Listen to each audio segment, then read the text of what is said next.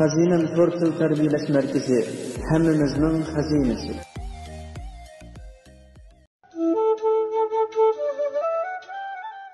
Burun yaqin o'tadigan ikki do'st bo'lib, birining ismi Aql, yana birining ismi bo'lsa Samimiy ekan.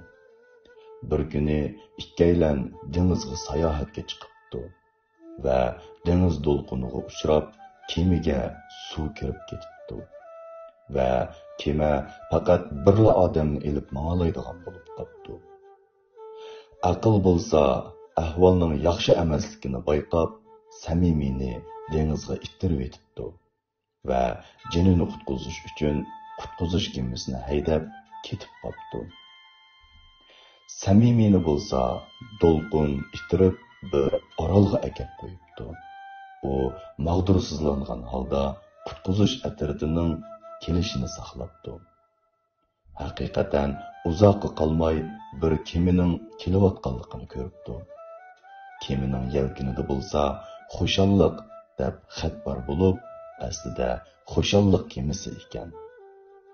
Samimiy bo'lsa Xushalliq, Xushalliq, bu men Samimiy, meni qutqizib olamsan deb to'labdi. Xushalliq bo'lsa kulgan holda Samimiyga: "Bo'lmaydi. Agar menda samimiylik bo'lsa, xushal bo'la olmayman. Qarab boq, dunyoda nurg'unlagan kishilar samimiy, rostchil bo'lganligi uchun xushal bo'la olmadi" deb ketib qopti. Birdamdan keyin Obro'y kemisi yetib keldi. Samimiy yana: "Obro'y, meni qutuldirib olamsan" deb barqirabdi. Obro'y bo'lsa: "Bo'lmaydi. Agar mening yonimda sen bo'lsang, men obro'yimni saqlab qola olmayman" deb ketib qopti. Samimiy bo'lsa umidsizlangan holda orolda o'ltirib qopti. Yana uzoq qolmay Raqobat kemisini bayqabdi va "Raqobat, men Samimiy, meni uyimga olib qo'yamsan" debdi. Raqobat bo'lsa: "Sen menga ovorchilik deb berma. Hozirgidek raqobat keskin vaqtda yenimda samimiyatlik bo'lsa, boshqalarni qandoq yengalayman" deb ketib qopti. Tuyuqsiz osmonda chaqmoq chiqishga boshlabdi va dengiz quyuni ko'tarilibdi. Samimiy bo'lsa umidini uzgan edi. Bu vaqtda Samimiyga shundoq yiqimliq ovoz anglabdi va bir buvay: "Balam, kemiga chiqib olgin" debdi.